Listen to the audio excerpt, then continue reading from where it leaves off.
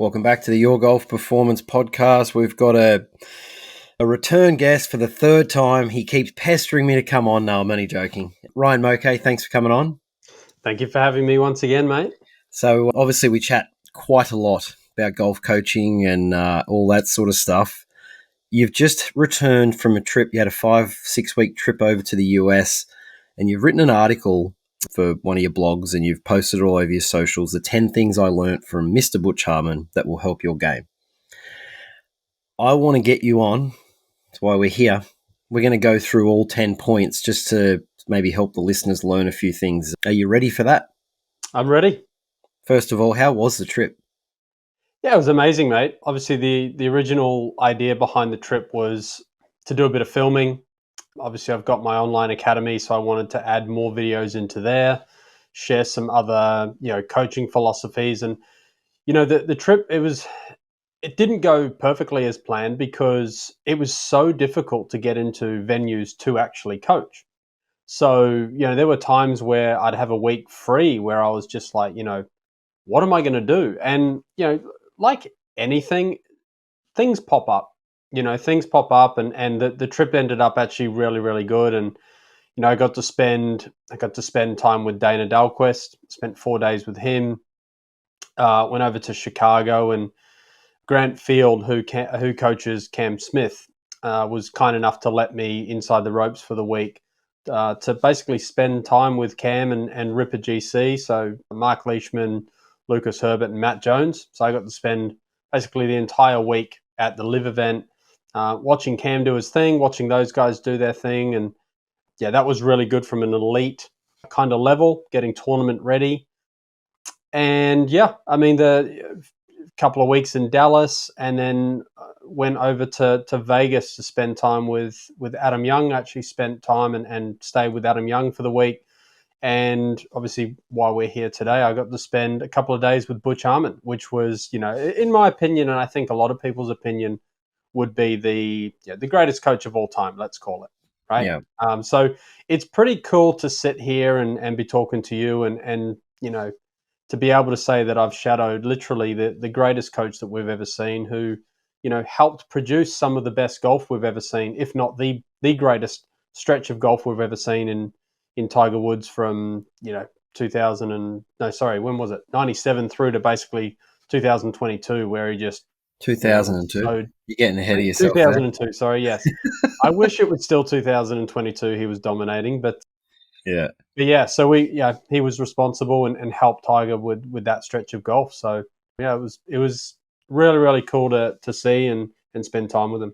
He's a very, very good entertainer. He's a great golf coach, but you can see all the videos that I've seen, and even having Claude, his son, on here, like they just know how to tell good stories and keep people, engaged, right? Yeah, I mean, I got a message last night from another coach actually asking, how was it shadowing Butch, and then how was it shadowing Dana? Was it, what differences were there? And basically, this person who DM'd me basically said, I've heard that you go to Butch to hear stories, and you get a little bit of coaching on the side. And it was kind of like that, Obviously, he did a lot of coaching and helped his students that he was working with at the time, but the stories were unbelievable that Butch was saying. And I got a funny story about that. I'm trying to film little bits and pieces and little bits of instructional pieces that Butch is kind of talking about. And I get my phone out and I'm recording, and he's talking, he's telling the story, and he turns around and he goes, "Don't film this." And I thought I was legitimately like just getting told off by Mr. Butch Harman. I was like, I'm getting kicked out here. Like I shouldn't be filming or something. And he basically said, no. If you film this, like I'm going to be all over the internet. Put the phone down. This isn't for filming. So there are some stories in there that I heard, thankfully, but no one else gets to hear. He was worried about getting cancelled. Well, yes. Yeah, let's just say that, yeah. Yeah. All right, we'll rip through these 10. So the number one, fix the cancer in your golf swing. Yeah, so Butch was, and I think a lot of people have heard about this from Butch, but basically Butch will find the the worst part of your golf swing, and I guess the number one reason why you're hitting the ball the way that you are. So if you're someone who slices the ball or someone who hooks the ball or tops the ball, whatever it is, he's not going to go through where your elbow position is or, what your lead wrist is doing at the top of the swing. He's going to find the most simple solution to fixing, quote unquote, the cancer in your golf swing. And a lot of the time, what he did was he used a training aid, which we all have, and that's just a box that your golf clubs came in. And, a lot of the time with the players that were slicing the ball, for example, he'd just put a box on the outside of the golf ball and say, hey, miss the box. Don't hit it. Yeah. Don't hit it. And, on camera, the player would hit one shot and then he'd go, okay, cool, come and have a look on camera. And the difference between the swings were just night and day. One was super far over the top and steep, and then the next one was like, way less steep, maybe a little bit shallow, and the player goes from hitting a big slice to hitting a nice straight shot, or if anything, a little draw. And he's like, cool, next guy come in, let's go. You're done. Like, so that was kind of as easy as it could possibly be when you are looking to find the quote unquote cancer in your golf swing. The club box or a shoe box is probably one of the cheapest, most underused training aids on the planet. I have used a box outside the ball for, to help people with that over the top motion for years now. And, I've often said to people, I'd cut the club box in half and go, I want you to take this with you. You only need, say, 3 feet of it. And when you go to the range, just put it there and it's going to constantly remind you and give you instant feedback. Brilliant. Yeah, drill. I mean, you can use it. You can use a dozen balls too. Like if you've got a box of a dozen balls, you can put 1 or 2 of them in your way, or just take the sleeves out of the box or out of your bag and put them on the outside of the ball. The great thing about the box is the height of it. Yeah. It's obviously like if you've got like let's say you put an alignment stick on the right hand side of the ball, you can still kind of come over the top of that because it's not, you know what I mean? So, but yeah, the height of the box is the key there. Yeah. All right. Number 2, practice inside 100 yards or meters if you live here. Yeah. So obviously everyone that came to Butch, I attended one of his golf schools and of course everyone wants to improve their full swing. We all do. We all enjoy hitting the ball well. It's part of what makes golf so fun and so addictive. But the reality is, for a lot of players, scoring is super important. And well, for everyone, scoring is important. And no one really works that much inside of 100 yards, really. Like people say they do, but they don't. Like driving ranges are full, buckets of golf balls are going up in price. Why? Because they can, because people are wanting a bucket of golf balls to go and hit balls. But the short game area barely has anyone on it, right? The putting green looks all nicely manicured. It's not being used. So Butch was very big on, obviously working with these players and fixing their golf swings, but also educating them on the fact that, hey, a lot of you need to work on your wedge play, your short game, chipping, pitching, bunker play, putting. So he was big on that.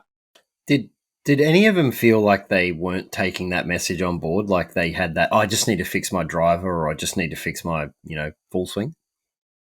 Yeah, I think everyone recognizes the fact they probably don't spend a lot of time on the short game. I think everyone can kind of accept that. It's just a more of if players want to, like I think I kind of wrote about this the other day. The pain point for golfers is the full swing, right? They just hate standing on that tee block and losing the ball 50 yards right. Yet they can accept missing a 6-foot putt by a cup. They're like, that's okay. I'll get the next one. And it's like, well, you realize that missing by a cup from 6 foot is like, it's like hitting it out of bounds, really. Yeah. Right. But of course they can also hit a good putt and miss the hole as well. So that's where the pain point comes in. Whereas the difference between a good tee shot and a really bad tee shot is literally like 2 or 3 shots, right?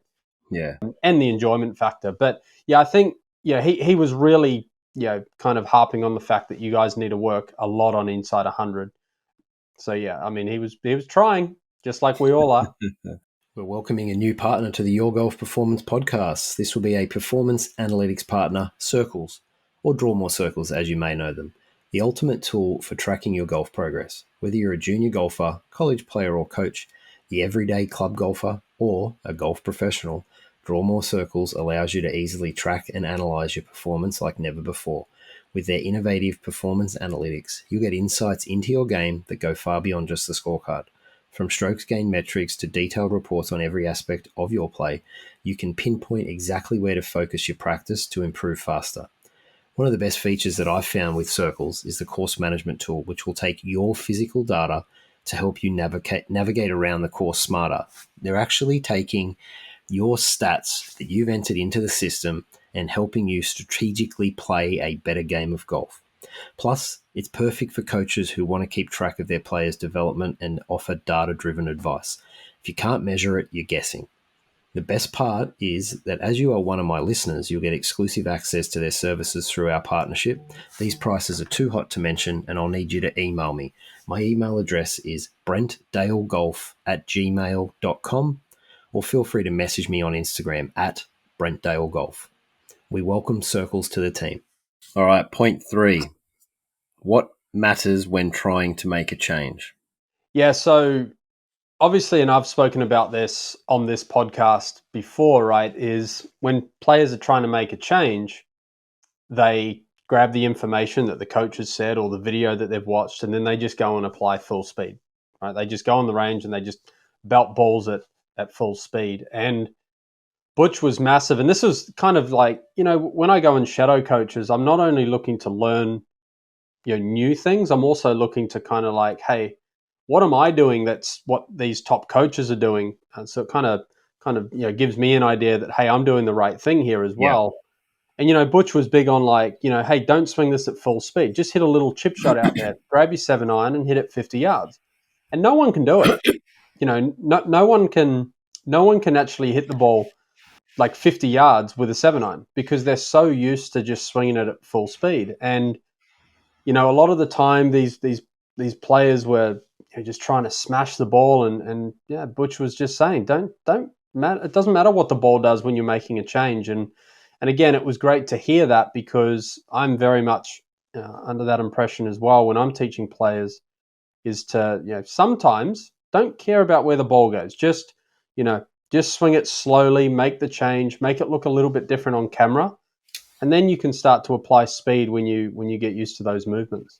That's huge. I feel like that's all I ever talk about now during full swing lessons because people are just, I challenge them now. Go and get a bucket and only allow yourself to hit, 10% or 5 of the balls at full swing. The rest have to be half speed or half swing, and you kind of know that they're not doing that.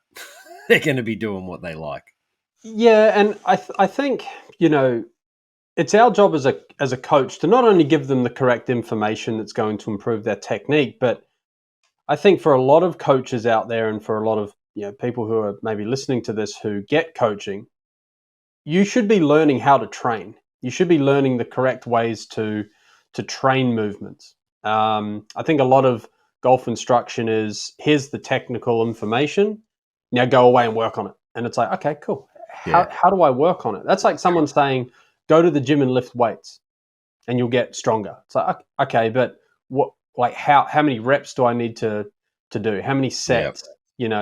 So I think a lot of that. I mean, I've been preaching that for the last, I guess, 10 years. I mean, we're always going to be preaching it, right? We're always saying the same thing over and over, and all I can hope for is that we change one person a day, maybe that takes our information on board and improves their game. And Yeah. there will be a lot that don't want to do that because it takes discipline, it takes Mm. patience, and not everyone in the world has that, especially when it comes to improving in golf. So All right. Point 4. Butch will tell you how it is. yeah, he doesn't give a shit. That's good. He just, man, like that was one of the major things I took away was, and look, he has the right to do that now, right? I mean, he's got on his wall inside his bay. I mean, I lost count of how many major championships were on that wall. Obviously, one wall almost dedicated to one guy, but Yeah. Yeah, I mean, he'll tell you straight up, whether you're good, whether you're not good, whether you're listening, whether you're not listening. I'm just thinking if I should tell this story. I will. So there was one guy in the school who, like, the moment you saw him, everyone else was really, really good in the school, and then this one guy was there, and you can just tell it was like, oh, Mister Know It All, right? And is very, very TrackMan driven, very numbers driven. Like, he knew his launch angles, like, to a degree, right? He was like, oh, that he'd hit a shot and he'd be like, yeah, that launched 21 degrees. And Butch is just like, I don't give a shit what that, I don't give a crap what that's launching at. Like, he wasn't kind of copying it from this guy. And it's quite funny because if you are that type of guy, like, coaches see that, and we'll look at that, and it's super hard to teach someone who knows more than us. Put it Yeah. that way. Who Yeah. who acts as though they know more than us, and they might know more than, who knows, if he's a super nerdy TrackMan guy, he might, you might know more than me. But yeah, Butch was very, very adamant. He was just like, I'm not here to kiss your backside. I'm going to tell you how it is, and I think that's why people go and pay to work with them like that, because they Yeah. want that. And I think, especially as a younger coach, when I was a younger coach, you're very much trying to please the person in front of you. And there's a fine line between just telling someone, you know what, dude, you're just not putting in the work that I'm asking you to do. You either Yeah. put in the work, or you go and see someone else, because, I've got someone else that wants to be Take in your this, spot. in your spot right now. So do you want to do the work or not? And obviously experience is going to help with that. If you've got no proof of work behind you, then, who are you to say that? But yeah, Butch has the proof of work, and it was pretty cool to see. So you got to point to the wall. Well, he kind of did say that in a different word. He kind of said, have a look at that wall. Like, I bet you don't have that wall. So it That's was, good. yeah, it was good. All right, number 5. He instills confidence in you. Yeah, so there was one particular kind of moment that made me write that, and that was, like, when you're working with a higher handicap, for example, like, their good shot, it's not as good as, a tour pro. Now, there were some guys there that, had some unique swings and some unique ball flights and things like that. But I'll tell you what, like, even if it was a little bit off with the strike, Butch was always there. So Butch was always there to give that person confidence, to tell them, hey, you're super, super close. Like, let's just do that again. Let's just add this little bit of, extra feel during the swing. And it's quite funny that, in one breath you can say he tells it how it is, and he's pretty brutal with some of that sometimes. But then on the other hand, I think this is what makes him so good, is he knows when to tone that down and actually say, hey, you're doing a great job. This is a great change. That ball flight's amazing. You're doing amazing. And I mean, as a student, right, that's what you want to hear. You want to believe that you are getting better. And, you know, like I said, Butch will tell you when you're not, but it'll also instill that confidence in you to keep going and push you along. Yeah, lovely. Your golf ball is the most technologically advanced, or it's not. Your golf ball is either the most consistent, or it's not. It's the most trusted, or it's not. The fact is, it's either Titleist, the best performing golf ball in the world, or it's not. Prove it for yourself. Titleist, the #1 ball in golf. What will you play? All right, point 6. Golf is easy without a ball. Yeah, so this comes back down to our making changes conversation. Man, if we could film every practice swing someone makes, it's perfect, right? And I know a lot of golfers are going to say, my practice swings are better than my real swing, and the reality is they should be. And There's this no kind of result comes back to attached. a little, what's that? There's no result attached to a practice swing. That's why. No, No, correct. There's no tension. There's no fear of the result and things like that. And I think, I'll bring this back down to bring this back to Dana Dahlquist as well. He said something that I'm going to probably hold forever, and that's, your practice swing is your future swing. So think about that, right? Like when you're Yeah, doing a that's practice swing, brilliant. yeah, and when you're exaggerating your movements, you're exaggerating the movements to a point that you're trying to get your swing to perform a certain way, and that's where you hope to get to one day with your swing. So when Dana said that, it was so true. And the other thing, Dana would do with practice swings is he would have the student exaggerate so much that he'd then film that practice swing and it would look exactly like they kind of want and what they're working towards. So, Butch was very much, when they had no ball in front of them, he would sit down in the chair and be like, man, golf's easy without a ball. He said that probably 50 times.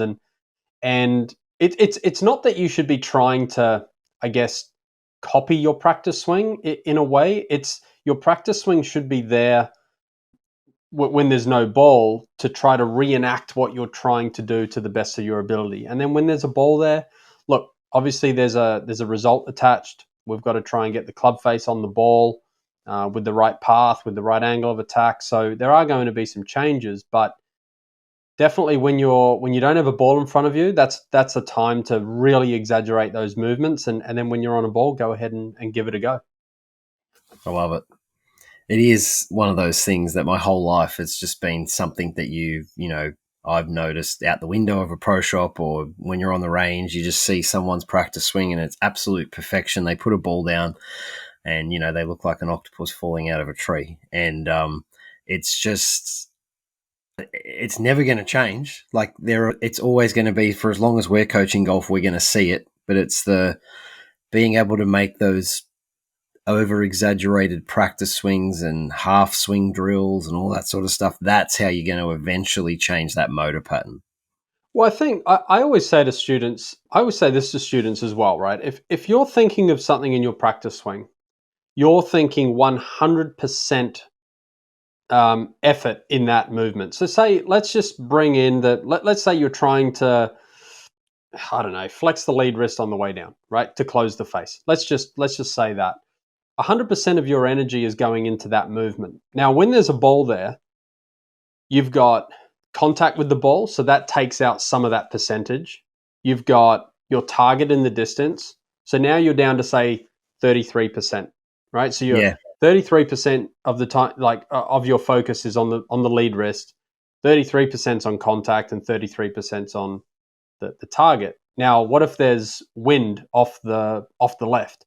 Okay, well now you're at 25%. So the more things that you're coming across, i.e., when you're playing on the golf course and you're under pressure and you're getting called up onto the tee because you're late, all these things are playing around in your brain that if you're trying to then replicate your practice swing, you can't, because there's just too many other factors to consider.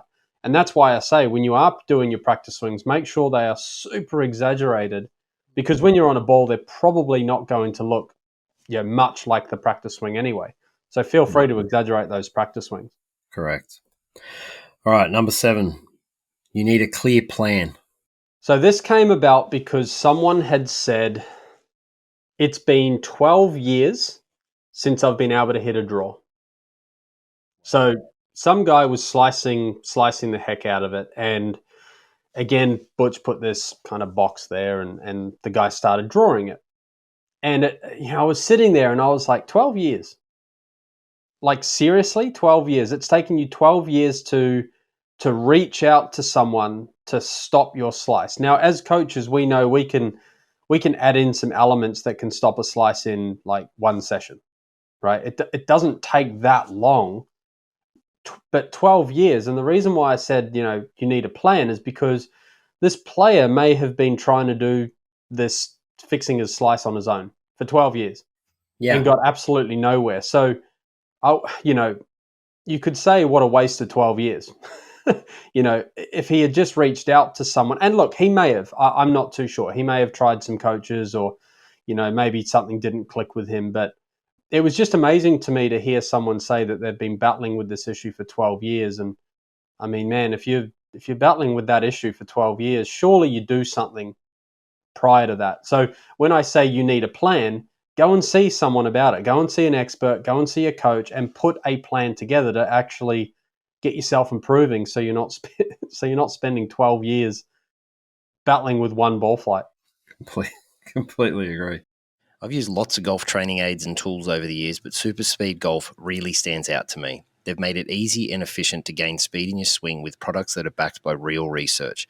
These tools aren't just another gimmick. They've been verified by independent researchers and top coaches. Plus, their free online training programs have helped over 250,000 golfers worldwide take their swing speed to the next level. If you want to have more fun and improve your speed, check out Super Speed Golf. If you want to, you could use the code YGP20 at golfperformancestore.com.au to get a hefty 20% off anything in the store. It's the #1 speed training program in the industry for a reason. I personally use it with all the juniors that I coach, and it's so much fun seeing them try to reach their maximum speeds. Number 8, swing changes take time. I mean, we've covered this already, but let's go into it. Yeah, well, I mean, all these guys saw results on camera at the golf school, and Butch was adamant. He kind of said to them all, you've got the information here, you know what to work on. Now you've got to go away and you've got to trust it, and you've got to give it time to actually become a little bit more subconscious, because a lot of these guys who are hitting the ball and they're seeing a draw for the first time or whatever it might be, they don't own that movement yet, right? Like the box is in the way, whatever drill they were working on, they had external training aids in their way. Now you've actually got to go out, practice on your own, fail, succeed, go play golf, be under pressure, and then you'll finally own that movement over time. And Butch was saying it takes time. And the great thing about hearing those words from Butch was, I mean, he was the one who, him and Tiger ripped that swing apart in '97. I mean, Yeah. Tiger had just won the Masters, and so I want to change my swing. And it's like, okay. And I think, was it between 98 and 99, Tiger won once, or maybe in the season of 98, Tiger won once, I think. And then obviously off he went in 99, 2000, 2001, 2002. He basically, had one of the greatest, 4-year stretches you've ever had. But people don't realize that it took Tiger a year, maybe more, to actually change his motion. And amateurs think that they can just do it in a couple of half-an-hour golf lessons. And it's like, man, this is the greatest in my opinion, the greatest golfer of all time. Yeah. Winning, going from winning just all the time to winning once. That's a failure in Tiger's eyes. Yeah. Right? So have to cut that one out. Crap. You okay? It's that coffee, mate. Have a sip of your coffee. I know. So in Tiger's eyes, I mean, he's had a failed year, but he knew that, making those changes were going to yield obviously the best golf we've ever seen. All right. Number 9, we're nearly done. You can get back to your busy day. External devices. We have covered this, but we'll just go over it one more time. Yeah, so, I mean, I guess let's talk about internal versus external. Internal thoughts, right? What most golfers do. They're on the range and they're driving the right elbow down to their side, and they're flexing the lead wrist, and they're trying to do all this stuff internally, where if you're trying to change the path your club's moving, put something in your way. Just literally put something in your way. Put an alignment stick in the ground and put something in your way. Put a box in your way. I've used people's mobile phones before. Yeah. I'm like, what's something you really cherish? And I'll grab the phone and I'll put it there. I'm like, just make sure you miss that on your way down or on your way through. And it's surprising how much they actually make the movement or the change with that there. Yeah, well, it takes their focus away from from their wrist angles or their elbow, and it goes, shit, let me just miss my phone. How am I going to miss my phone? Okay, I've got to come away from the inside. Okay, just do that. And I saw Butch use a lot of those, right? And I guess this is where Butch is trying to find the easiest way to improve a player. Again, fix the cancer in your golf swing and put something in your way to fix it. Like, it can sometimes be that simple. Yeah. All right, number 10, amazing stories. Yeah, so I mean, a lot of his stories were obviously I couldn't record, but Butch has played. Yeah, he says he goes to the not to the Masters, but he plays Augusta. 2 or 3 times a year. So he's obviously got good enough contacts to go and play there a couple of times a year, and he's played with Obama, and I mean he's played with the who's who of the world almost. I mean, in regards to being a golf coach, he's pretty much royalty. So he gets invited to everywhere, and the stories that we all heard being on that tee block and being at that golf school, had lunch with him, and you get to hear the stories over lunch. And it was kind of like, what that DM kind of said, like, you go to Butch to hear the stories, and then you have a little bit of golf as well. You kind of have to be there to hear the stories. I can't really say them on camera, but you got to remember Butch grew up in an era where that cancel culture wasn't there. Around. He wouldn't be able to do what he does now, put it that way. So And I had a mate of mine, Jeremy Ward, another PJ member. He went the week after you and actually had like a private lesson with Butch, and as part of his coach education. And I was texting him about it, and it just looked absolutely amazing. And yet again, the wife is in the background filming, and there's just stories coming out of Butch, and it just feels like it would be an amazing thing to be able to do. Yeah, I think you go to Butch now for an experience. You're not. Yeah. I mean, sure, you're going to improve your golf for sure, but you're also going to say, "Hey, I've had a lesson from Butch Harman." And Yeah. I think when I was reaching out to him to ask to shadow, I think part of me was, I get the chance to shadow Butch Harman, and I can now sit back and say, later on in my life, when obviously Butch is no longer with us, like I can sit back and say I shadowed Butch Harman when I was however old, like, and it's pretty cool to say that, you know what I mean? So Yeah, with the earth. and I think I'm gonna remember a lot of the stories and the time I spent with him more so than what I maybe learned from him. Yeah. In regards to golf technique and how to improve a golfer. All right, mate. We thank you for coming on and sharing these, and hopefully the listeners can get a little bit out of it. I'll put a link to your website where that blog is, and anyone that wants to actually read it from start to finish can go and have a read of it. Cool. Perfect. Thanks for having me on, mate. All right, mate. Take care.